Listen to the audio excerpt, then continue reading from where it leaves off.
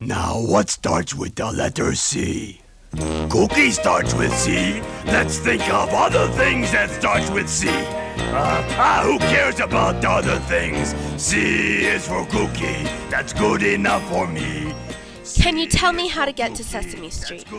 These words have been a part of preschool-aged children's daily routines for almost 36 years. 2 generations of children have grown up while watching fuzzy monsters interact with human characters every morning. The incredible reaction that parents, children, educators, and lawmakers have had to the show have put it in a perfect position to communicate various lessons, from their ABCs to getting along to coping with emotional trauma.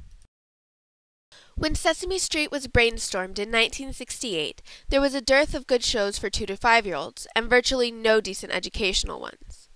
Co-founders of the Children's Television Workshop, Joan Cooney and Lloyd Morrisett, had an idea for a show to teach preschool children pre-reading, numbers, social interaction, reasoning, and knowledge about the world through music, visuals, and the now famous monster puppets fondly dubbed Muppets. I was sitting in Matt Robinson's office when they were first putting the show together, and he had asked me to come and do something on it, and I said, I will, but I got to warn you, the Cookie Monster and the Muppet characters will not work because they'll terrify children.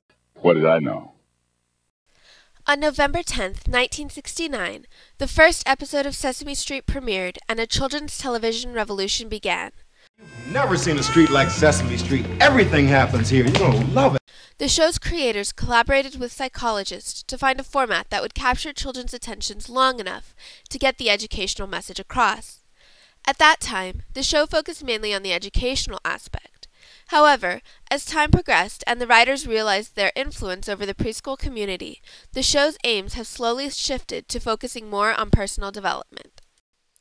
The show uses scenes starring Muppets and humans to communicate social topics. Just look at our block on Sesame Street. There are brown people, there are pink people, not to mention every other color, right? Scenes primarily computer-generated to teach letters and numbers, and vignettes with non-actors to answer questions about the nuances of life. Each different section is between 30 seconds and 2 minutes long, and they are put together similarly to a series of commercials. While many adults have complained about the fast-paced and colorful teaching methods Sesame Street uses, multiple studies have shown that this is the most beneficial way of communicating to young children. While at first it may seem as though Sesame Street just serves to teach kids their ABCs and 1, 2, 3s, the show really has much greater aims. True, the street's early morning visitors will absorb these foundations for reading and math, but they are also gaining much, much more. The regular segment, Monsterpiece Theater, serves to acclimate kids to classic literature with slightly altered, more kid-friendly plots.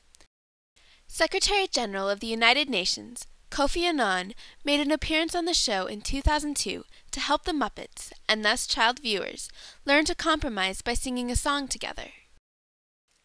One particularly poignant episode that aired in 1983 focused on the death of street citizen Mr. Hooper. Instead of replacing actor Will Lee upon his death, the producers and writers of the show decided to take the opportunity to help children understand death. And after a lot of research, we looked at everything that was out there for kids about death. We came up with the Goodbye Mr. Hooper show. When people die, they don't come back. Ever? This episode was advertised in advance so that parents could be available to watch the show with their kids and answer any questions they might have. By the early 1990s, Sesame Street was reaching between 93 and 99% of children. Executives at the Children's Television Workshop realized the influence they had over the preschool community and began to branch out into programs to help teach, spread their message, and improve the community.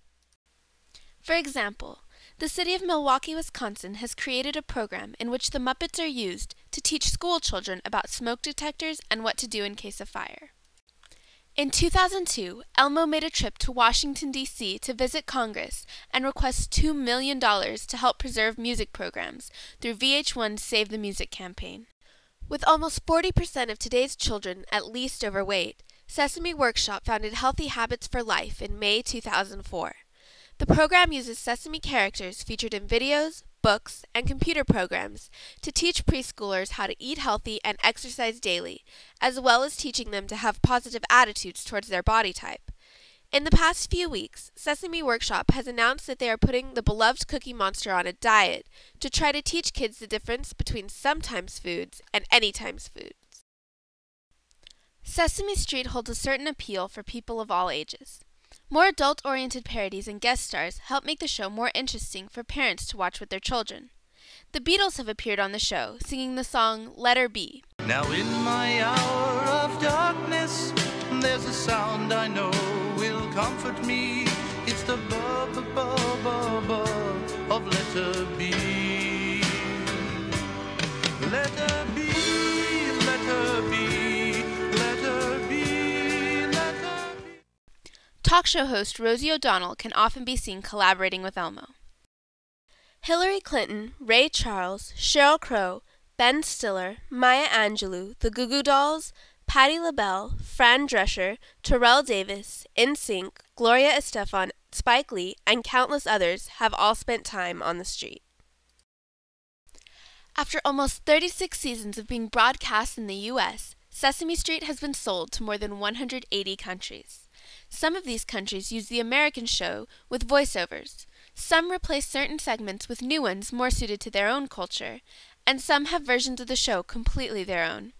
Many of the foreign versions have specific country-based aims. The mission of Shalom Sesame, for example, available in both Israel and the United States, is to teach Jewish kids about their heritage and traditions. In order to teach young Israelis and Palestinians the importance of understanding and cooperation, Reshav Sum Sum Sha'ara Sim Sim was developed. This version of the show is a collaboration between two television studios, one located in Israel, the other in Jordan, that shows Muppets from both areas playing together and getting along, as well as teaching about both cultures. In 2002, the South African version of the show, Takalani Sesame, introduced a 5-year-old AIDS-inflicted Muppet named Kami to help relieve fear and ignorance of the disease. Zele Boba, an ancient tree spirit on the Russian Ulitsa Sesam, communicates all that the older generations have to teach the younger ones. The recently released Japanese version of the show barely touches on the educational topics because of the country's high literacy rate. Instead, it focuses on emotional development and social behavior. One of the keys to Sesame Street's extended existence is the fact that it realizes each child is a story and recognizes their potential. Children are very inspiring in that they're all the same, in that they have the quality of thinking they can do anything. The show takes every child's natural confidence in themselves and cultivates it with amazing results. Everyone involved in the program knows their audience and cherishes them all. There's actually people out there that care how you grow up and what kind of a person you turn out to be. This environment encourages children to create their own legacy that can be communicated to generations of children to come. In the past 36 years, Sesame Street has reached millions of children in over 180 countries. It has received 86 Emmys, more than any other television show in history. It touched off a children's television revolution that led to the creation of shows like The Electric Company, Zoom, and 3-2-1 Contact. A study performed by the College Board determined that students who watch Sesame Street have better social skills and tend to do better on standardized tests. The show's creators developed an entirely new method of communicating with children and teaching a plethora of topics from school skills to life skills. A show that was originally designed as an experiment has achieved a lasting place in our school system as well as in our hearts and memories. Thank you for allowing a monster into your living room. Sunny day, sweeping the clouds away.